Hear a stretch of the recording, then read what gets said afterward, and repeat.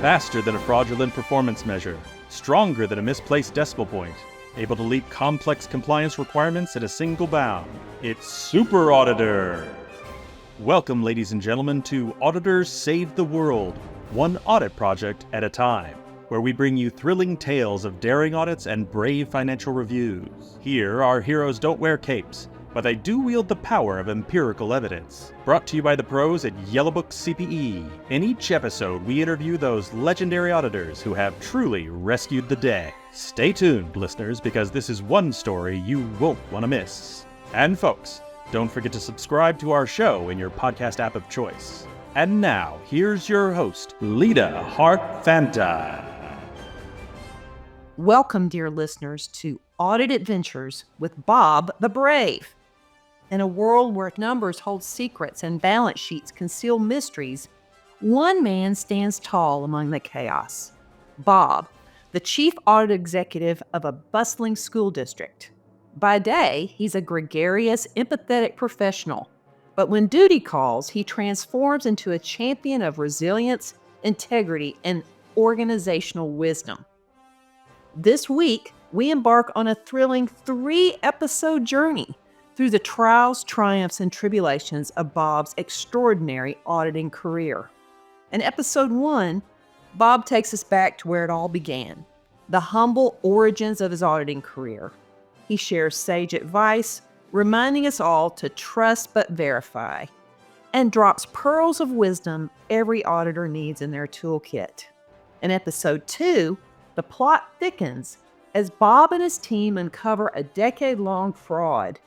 With sharp instincts and an unwavering sense of duty, they peel back the layers of deception to bring justice to light. And in episode 3, the action reaches a climax. When the proverbial poo hits the fan, Bob finds himself in the splash zone. But through resilience, courage, and a steadfast commitment to helping his organization, Bob shines as an example of leadership under pressure. So tune in, folks. Whether you're an auditor, a leader, or simply a lover of gripping tales, you won't want to miss Audit Adventures with Bob the Brave, a story of fraud, fortitude, and the enduring power of integrity. I started my career in oil and gas accounting. UT Arlington was the pipeline for the oil and gas industry in Dallas. So knew lots of people, the jobs were there. I got a job, worked 6 years, what I call hardcore accounting. Okay. And that's month-end close, journal vouchers by the thousands, Sure. year-end close. I would train the newbie auditors every year when they came into property. I was in property accounting, which did all the pipe and inventory materials that would go on, drilling rigs and wellheads and what have you. And so that was always changing, fluctuating with prices. So there's nothing like training a newbie auditor. So when I became an auditor, I understood it's not a lot of fun training a newbie auditor. Yeah, you got to be up there with them. So, be prepared and kind of act like you know what you're doing. Mm-hmm. But, at some point in there, I moved to Austin with a job transfer with my ex at the time. Selling cars, that is And amazing. I was selling cars, and I met Bill Hastings. That is so cool. I was selling cars at Bill Mundy Pontiac, and I met Bill Hastings. He came in driving this heap, and I was trying to sell him a car. We started talking, and he had just finished his CPA exam. Okay. It was September. He'd passed the last part, and I kind of surprised him. I said, "Oh, well, that's great. I passed 3 parts also." And he's looking at me, "What are you doing here?" And I'm like, "Well, making a living." Yeah, because Austin at the time was Making a living. Job market was tough. yeah, in was this Austin. in the 80s, late 80s? 86. Yeah, where everything had gone to heck. There were no jobs. Real Yeah. estate was about to fall off. It was a disaster. Right. And we started talking, and he was a very likable guy, and I guess he liked me. He goes, "Well, you ought to come down to work with us." Well, who had heard of the state auditor's office? Right. Nobody knew what that was. Everybody thought it was the comptroller. So my interview was with Craig and Randy. No way. And Craig thought it was funny. I was selling cars, and I'm like, it helps you. You're not afraid to talk to people. What do you do in auditing? Do a lot of interviewing, Yeah. document. Um, he always thought that was funny, and but it got me in the door, and I got hired, Yeah. and That's wonderful. following up on the CPA, my last part was auditing, and I actually worked there for a year, Is that and right? auditing started to make sense because the textbook stuff doesn't make sense Does not.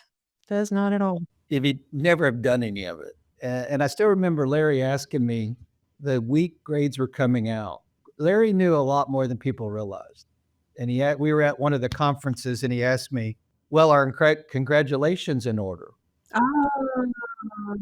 Well, on the Monday, the grades came out. You could drive over to the TSBPA headquarters, And get them. give them your social security. They go back and write it on a little piece of paper and come out and hand it to you. And then you'd walk away. And the people that were crying obviously Oh, yeah. didn't pass. So I got it. And I was driving back to our conference meeting. Everybody was in town, right?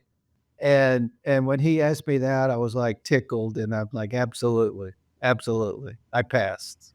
That is so great you were able to tell, 'cause that was Larry was the state auditor, and there were about 250 people working there at the time. Over 200 professionals. Yeah. And they were smart. These people were smart. Yeah, no, that was so innovative under Larry. Absolutely. And he knew a lot more. I didn't think he knew my name. And he knew I had one part left, and I was committed, to passing that, becoming an audit accounting professional. Sure. So that's my first lesson that I've learned. Get your certification. It will help get you in the door. Oh, okay. Yeah, that makes a lot of sense. Yeah, yeah. Whether it's 3 parts or 4 parts or 2 parts, I interview a lot of people and they go, "Well, I'm gonna sit for this or I'm gonna sit for that." Mhm. And it doesn't Mhm. impress me. If you tell me I passed 3 parts and I've got 1 left, I'll go out on a limb, right? You're committed at that point. So get your certification. Yeah. It will definitely help you get in the Yeah, door. you are so right, because people say, "I've always wanted to be a CPA. I've always wanted to do this," and I'm like, you basically have to give up your social life. You have to be fully committed to it. Becker's a cult. I'm the biggest proponent. Yeah, I use 6 Becker months of too. Becker review, it was the one thing that helped me get over the hump. Right. And it was a big hump. And to this day, 30 something, whatever years later, having my CPA license it's still, I'm still very, very proud of it. Yeah, me too. I'm taking that sucker to the grave. I've had friends that have given it up because they didn't wanna pay for it anymore, and I'm like, "You are out of your mind." Get CPAs that I didn't think could audit very well, but that's okay. That's okay. So get you in the door. You got to prove yourself by hard work. Right. That's true. So got hired. My first assignment was at UT Austin. So how I got so lucky, that was Craig's audit, sent me over there to work with Kelton Yeah, Calton and is Carol so Fox. great. Kelton Green. And Carol So Fox, wow. we go back. First assignment was Kelton, and I knew the guy for, well over 30 plus years. He's the best. And the last time I worked with him was on QAR at Texas A&M, where Kathy Smock was, and Dig Dinan and Charlie Hernser. Wow. They were the management team down there. So me and Kelton and the lady from Texas Tech, we did the QAR. So they put me on student financial aid. And I'm like, okay, how can I get that lucky? As a college student, I was a student financial aid, recipient. Okay. Alright. So you knew the system a little bit. I got through college with Pell Grants, student work study. My work study job was at the tennis center at UT Arlington. Okay. And so I knew the application, I knew the deadlines, I knew the documentation requirements. I wasn't great on writing up everything because in accounting, you don't really have to write. Right. But in auditing, you have to read and write, Right. read and write, and do some arithmetic. All I do, I ask people, what do you think we do all day? And they really don't know. And it's like, you read and write Yeah. a lot. Yeah. So I was trying to make a good impression and, worked with those two. That was great. I still remember, I think Tom Tharp was there as an IT, Oh, and another lady that wow. was an IT auditor was there, and then we had a few others. Amazing. And Carol is working in the university space still. She's working at Texas State, as you know, Correct, yes. So she had leveraged that, yeah, into higher ed. right? And Craig went on to be the city auditor of Dallas. And I worked for him again in Dallas. Yeah, nice. So I guess I did a good enough job, and they liked me so much, they sent me to Lubbock. To Texas Tech. I did the Texas Tech audit 6 times in 5 years. Gosh, so you were living out there. Was it during the summer too? Were you out there during Interim work was in the summer, Okay. so June, July, August, or July, August, September. Come back in the fall, October, November, Mhm. when the financials were getting close to being prepared and do the final substantive work and, complete federal compliance stuff. Right. I guess my claim to fame there was I found a $5.30 federal compliance exception, Oh, man, and you which had I to had write to that up? report.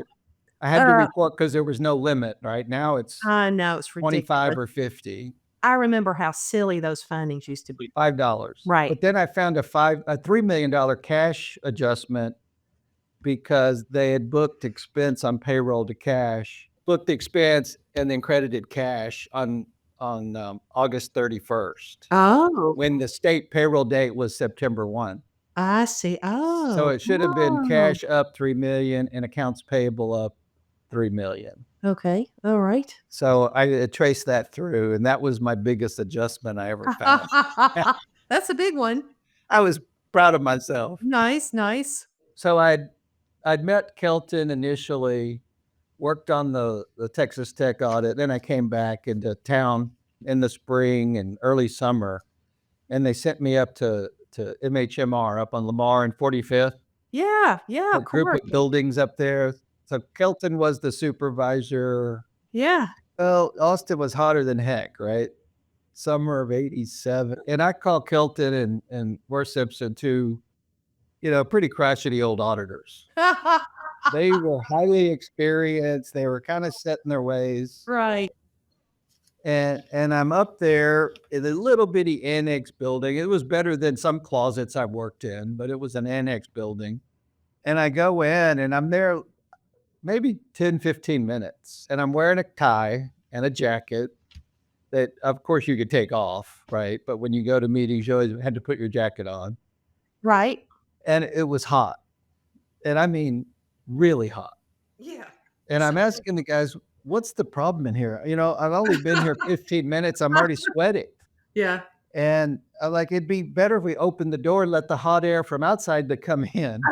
Get some circulation. That's how hot it was. Yeah. And I go, well, we've called the AC guys and they've come and checked it out. And, they're still working on it. And I'm like, okay, well, these guys know what they're doing.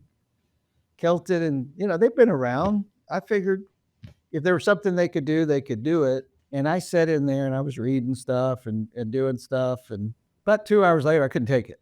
Something's not right. Something is wrong with this stuff. I don't know what your pain threshold is. Mine was about 2 hours. 20 minutes. 20 minutes. So I climbed up on the desk, got up near the vent. Oh, it was closed? And looked in there. A vent register opens and closes. It has louvers, right? Uh-huh. So you can open and close it and kind of direct the flow left or right. So I'm looking at peeing around up in there. Back behind that louver was another set of louvers. That's crazy. So they put you in a closet with no circulation. No, none. 2 hours, I'm about to have a heat stroke. Yeah, sure. And finally, I got up there and got a ruler and opened it up, and we had cool air the rest of the summer. Yeah, what did the guys say when you did that? They couldn't believe it. Like, who is this guy, right? They kind of were scratching their head and what have you. Do you think the client was purposely trying to torture you at all? Do you think they were messing with They you? didn't know if they were pranking me. I didn't, they said they'd had it checked. I kind of believed them, but. That's kind of the way they treat cult members, like they Exactly. throw them in there and they torture them until they comply. Indian sweat lodge or something. The second lesson I learned there early on might not seem like a major deal, but that's a true lesson of trust but verify. If it's not blowing cold air, something's wrong. So get up and look at it, right? Would you have climbed up on the desk and peeked in there? They probably thought she's crazy. But at that point, it was either heat stroke or do something about it, right? I love that. Trust but verify. Trust Lesson but number verify. 2.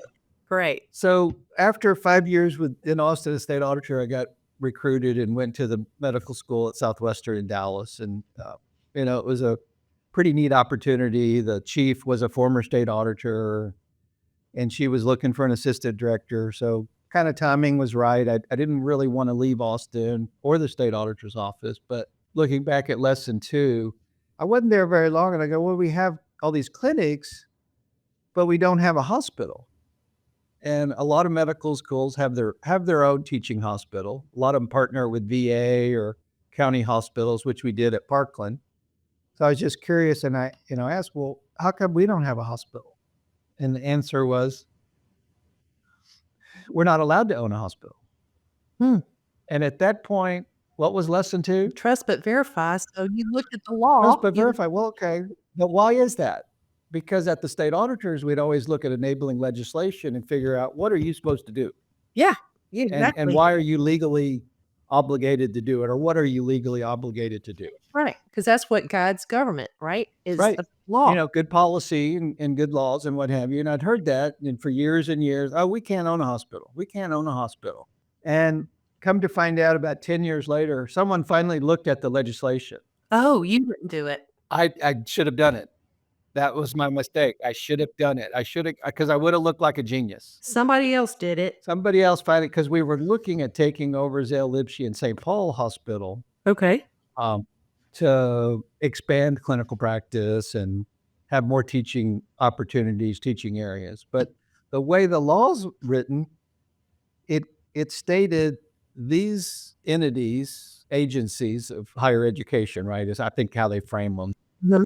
institutions, Houston, San Antonio, Tyler has a hospital, of course. All right. MD Anderson has a hospital. Galveston has a hospital.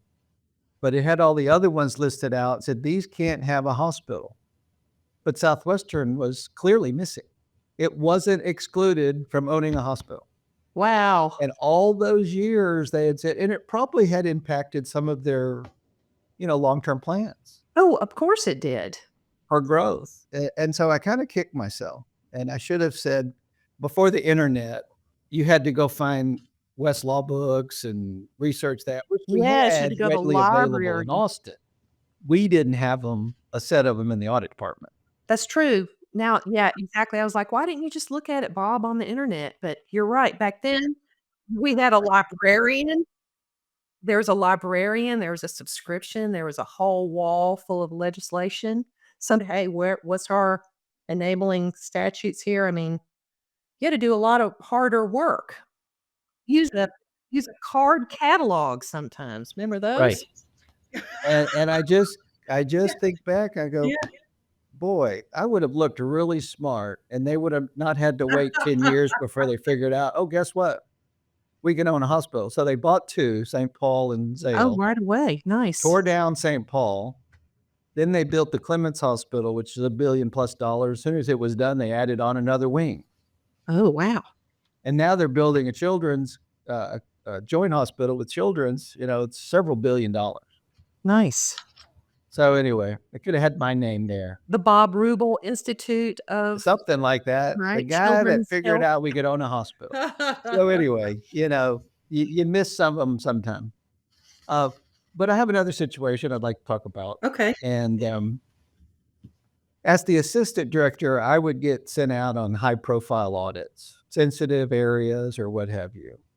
I even got loaned back to the state auditor to work on that contract monitoring project back in 88 or 89. I went on the road with the state auditor's office as a volunteer. So I was kind of Wow. do a little bit of the utility guy, if you will.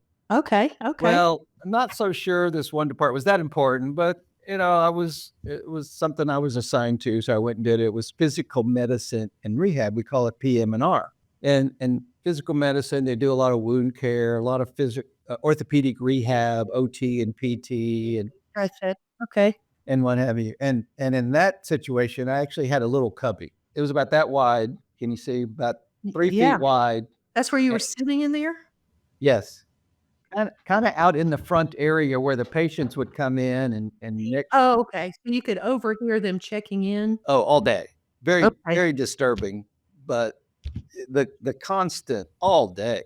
I mean, not only was it high volume because this get follow-up visits were like 20-minute or 30-minute appointments. Yeah. So, I mean, they would have, I don't know, 100 people a day. So I was there. I was gonna be there several weeks to do department-based audits, and about a day and a half. My pain threshold had been about 2 hours, remember previously? Yes. And so I think it had grown over time a little bit. I'm not the most patient guy. Well, so you're in a cubby. You can't concentrate because there's so many people checking in with People this. coming in, the phone was ringing off the hook, 9,000 phone calls a day. Whoa. Handled by like 4 people? One. 1. The What? front desk person, they had to check everybody and had to answer all the phones. And finally I asked her, I said, Wow. "What is the deal? What is the deal? You got the appointment line. Well, if that line's busy, it rolls over to the rollover line, which is still ringing, which you have to answer and say, 'Can you put on hold?' And it push the button, and then it would roll over to another rollover line, and you'd have to answer and say, 'Can you hold?' Or it'd just keep ringing, Holy cow. and the Holy light would blink and what have you. And finally, my pain threshold was at the limit, and I'm like, "What is going on? What is going on?" And I said, "Have you ever heard of ACD, automatic call distribution?"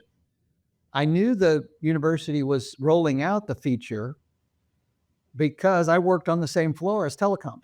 nice. And I always talked to telecom, and knew what they were doing and features, and we would try stuff out and what have you. And the poor woman said, "Oh, well, we ask, and they said we couldn't have it." I'm like, "You don't ask them, you tell them what you need." Right. This is a direct impact on patient care. People trying to get appointments, trying to follow up, trying to get hold of their doctor. Yeah. One of the problems was the faculty members wanted their phone answered up front. They didn't want their own private office phone going to voicemail. I'm like, that's crazy.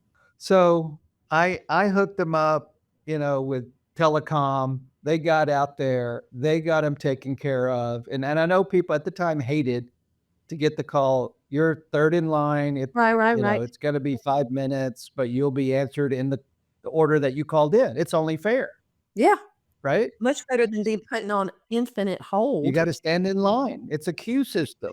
Well, answering multiple lines and trying to figure out which one do I go back to, the poor lady was just frazzled. I don't know how she did it, I don't literally. know either. I lasted a day and a half. It drove me up the wall. Did you move? Did you move your cubicle somewhere else? I had no Somewhere other else? place to go. I got finished as fast as I could, but Oh, gotcha. I she actually got it set up, and I do remember going back, and it was such order and much more calm in the place because I had to go back to do follow-up and what have you. And so, lesson 3 is you've gotta be on site. You've gotta go to the To client. be helpful. You've gotta sit in the middle of the mess. You've gotta experience and you've gotta observe. You have to know what's going on. You can't do that working from home. Yeah. Well, as you can tell, I'm not a big proponent of working from home. Get on site, observe, and then use your connections, i.e., Right. the people I knew in telecom, and help other people out. Right. I always felt I was trying to connect people together all the time.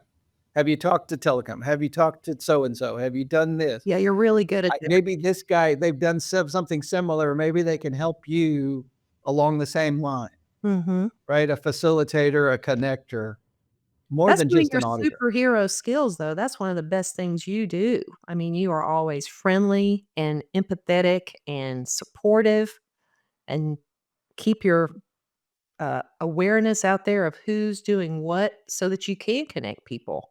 You're amazing that way. That's what's a rewarding to me. That's what's been rewarding over 40 years. How do you help? How do you really help people? Yeah.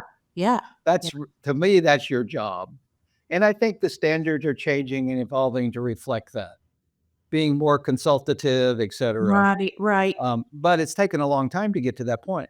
Auditors had the bad rep of, Staying in their office and crunching numbers. or band-aiding the wounded. Yeah, right. Whatever you want to That's call. beautiful. So proactive. Get in the middle of it. When you see something, say something, but you've got to be there. Get in the middle of the mess, whether it's whatever it may be. Put yourself right in the middle of it Right. and figure it out. Yeah. And now, a word from our sponsor. Today's episode is brought to you by Yellowbook-CPE, the heroes behind the jumbo bundle of self-study courses. With a 1-year subscription, you get access to over 170 hours of top-notch CPE content. Dive into thrilling tales of agile, IT auditing, fraud, and internal controls. All courses carry NASBA's quality seal, so you know they've got the superpower of trustworthiness. Just click the link in the description to sign up. And now, back to our story. So one of the other high-profile audits I had to go do was in the Department of Pharmacology. Okay. Well, the chairman of pharmacology was a Nobel Prize winner. Oh, excuse you. So now you can kind of see the importance. You don't want to offend them by sending a newbie over there, someone that knows what they're doing. And so Dr. Gilman won the Nobel Prize in '94 for the discovery of the G protein. Okay. With Martin Rubel. Well, G protein's a messenger protein that sends signals across the cell membrane. And if you want to know any more than that, that's kind of my limit. Gotcha. What was your objective out there? Was it? So department-based audits would look at, their inventories they might have, I gotcha. their expenditure review, looking for compliance, how they've set up approval cycles for approval, time and leave review. So mostly like a financial compliance thing. Correct. Okay. All right. And so not only he won a Nobel Prize, his father wrote the premier book in pharmacology called, his dad and a co-worker from Yale, Goodman and Gilman, wrote The Pharmacological Basis of Therapeutics. And it's the medical school textbook. And it's still in print. It's edited by someone else. Dr. Gilman's passed away. Wow. But, at the time he did the editing, when you write the textbook, you tend to know what you're doing. So it kind of lays the groundwork. Needless to say, a little intimidation factor. Sure. But I go in, I sat in a real cube, which was the 6x6 cube, right? With a desk and a phone. I actually had a real cube that time. Nice. And sat there, and Wendy was the admin person, the finance manager in the department. It was a basic science research area, so not a lot of clinical revenues. They didn't have billing, and she was very capable, very helpful. We worked through it fairly easy, working through the different labs and doing interviews and doing my testing and all that. And I just kind of got wrapped up in it. And after about 2.5 days, but I was watching and observing. So Dr. Gilman had a stream, almost a line of scientists coming in and out of his office every day. Gosh. He managed with open door policy. Gotcha. It was absolutely amazing. They'd come in, they'd chat about something. I really couldn't hear it, but they were talking science problems, let's do this, how to do that. And he was coaching. Okay. He coached all day long. I call it, early coaching. Gotcha. Mentoring. Gotcha. And 2.5 days, I couldn't believe it. I mean, there must have been 50, 60 visits to his office. Whoa. It was something else to observe. Way too much. Yeah. Off the chart. But that's how he managed. And, he loved it. That's what he loved doing, helping out his scientists. Okay. So after about a couple of days, he stopped at the cube and he goes, well, when are you going to interview me? Gosh. He came to me. I guess he was. That's amazing. And I said, well, anytime, sir, if now's good, I'll come in, we can do it now. So I got lucky. His daughter was a CPA. Oh, He knew accounting. He knew a little bit about auditing. So I asked one or two questions, and for an hour and a half, I listened. And what kind of stuff did he tell you? He talked about all kinds of stuff. And the other thing, and I'll tell you a little bit, but one of the things, his office was the only room on campus that was designated smoking. Oh. He was a smoker. Oh. It had been banned on campus. He had a special permission from the president's office. Right, sure. And I said it there for an hour and a half. In a cloud. He smoked a lot. Let's just say that. He eventually quit. He did quit. He got promoted up to the EVP and dean. He had to go into the main building. He couldn't smoke there. But anyway, I sat there and listened, and he told me, I'll never forget. He goes, when you win a Nobel Prize, there's expectations from your fellow scientists that go with it. Mm. You have to lead the charge. You have to push for more science, more science funding, support for basic science research, more teaching programs. You basically have to carry the flag. Gotcha. Woo. There's a great responsibility with that, recognition. And it was very introspective and very impressed by his Awareness. awareness and the way he thought about stuff. That kind of brings me to lesson 4, which is sometimes you just got to listen. Yeah. Yeah. You just got to stop and listen. Yeah. See what they have to say and take that. There was nothing I could say that would impress him. Nobel laureate, and just the fact, and I thought I appreciated it. I felt and respected, the opportunity. Right. To sit in a room with a one-on-one. Wow, that's amazing. A lot of smoke for a solid hour and a half. The guy started and he just kept going, and I just sat there, wrote a few notes down, nodded, listened to him talk about science. He did talk about, he'd come from Case Western, transferred from Case Western Reserve, premier research institution, and they collaborate, affiliate with Cleveland Clinic, which is a renowned clinical institution. And he talked about the Case Western model, where you were just basically elbow to elbow with other researchers in the lab because of space. It's downtown, and space is very, very limited. Whoa. And Dallas had the luxury of space, and they were in the process of expanding to North Campus. And one of the issues, real problems with the scientists they had talked about and discussed, he shared it with me, was the distance, the physical distance and separation, and how that could affect the science and the collaboration. Oh. Because I'm not a scientist. I didn't know bumping into people and working side by side in hallways and maybe a floor difference it can be very instrumental in scientific discovery, collaboration. So one of the solutions to that he shared with me was they built a campus connector, a bridge, literally a bridge from main campus above ground, and a shuttle was you could walk it. I'd walked it several times on a nice day. It wasn't bad. Half mile. Yeah. Nice. 3/4. But the shuttle ran every day, so you could hop on and go back and forth. So we had shrunk the physical separation. And it was a novel idea, and they never let the problem develop any further. They were smart enough to realize. That makes sense? It does. It does. So, that was one thing you talked about, and people saw that they probably unaware of the real intentions. Right. And catalyst for building that campus connector. So now it extends over to the new hospital, and the shuttles run all day long. Keep everybody. That's pretty cool. My brush with fame. Talking with Dr. Gilman.